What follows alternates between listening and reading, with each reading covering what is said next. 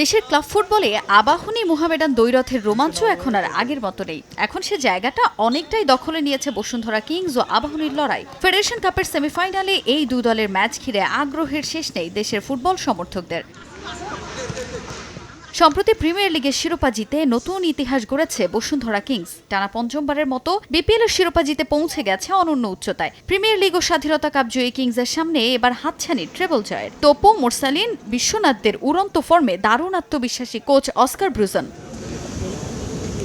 শুধু সাম্প্রতিক ফর্ম বিবেচনায় নয়, অতীত পরিসংখ্যানেও ঢের এগিয়ে কিংস। আকাশী নীলদের বিপক্ষে শেষ 5 ম্যাচের সবকটিতে জয়ের দেখা পেয়েছে ব্রুজনের দল। এবার সেই ধারা বজায় রেখে জয় নিয়েই মাঠ ছাড়ার লক্ষ্য দলের। লক্ষ্য পূরণে অনুশীলনে পূর্ণ মনোযোগ তোপু ফাহিমদের। আবাহনীর এগেনস্টে গোল করা মানে অনেক আনন্দের বিষয়। সব প্লেয়াররাই আবাহনীর এগেনস্টে গোল করতে চায়, তো সেরকম আমারও ইচ্ছা আছে আবাহনীর এগেনস্টে গোল করা। বিগ ম্যাচগুলো উপভোগ করি, স্পেশালি এই ধরনের ম্যাচগুলো।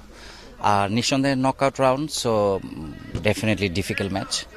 আমাদের জায়গা থেকে চেষ্টা থাকবে সর্বোচ্চ ভালো গেম খেলে ফাইনালে থ্রু করাই। 1, 2, 3 ঢাকায় জমি জিতে নিন 100% ক্যাশব্যাক সহ 20 কোটি টাকার পুরস্কার।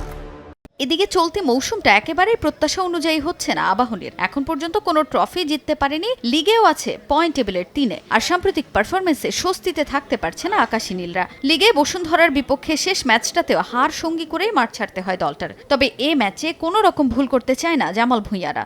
ড্র অথবা হেরে যাওয়ার মাইন্ডসেটই নেই কারণ হারলে টুর্নামেন্ট থেকে বাদ, আর যদি জিততে পারেন তাহলে নেক্সট ফাইনালটা আপনাদের জন্য। তো আমি মনে করি যে এখানে সবার মাইন্ডসেট সেম আছে। এই ম্যাচটা নিয়ে আমরা একটু আলাদা চিন্তা ভাবনা করছি। যারা লাস্ট ম্যাচ আমরা লিগের ম্যাচটা খেললাম ওদের কাছে, আমরা হয়তো জিতার মতো খেলাই খেলছি। আশা করি ওই ধারাবাহিকতায় কালকে হয়তো জয়লাভ করেই আমরা যাব। বসুন্ধরা কিংসের আগমনের আগে দেশের ফুটবলেই রাজত্ব ছিল আবাহনীর। হারানো মসনদ ফিরে পেতে মরিয়া আকাশী নীলরা। তাজিন খন্দকার, সময় সংবাদ।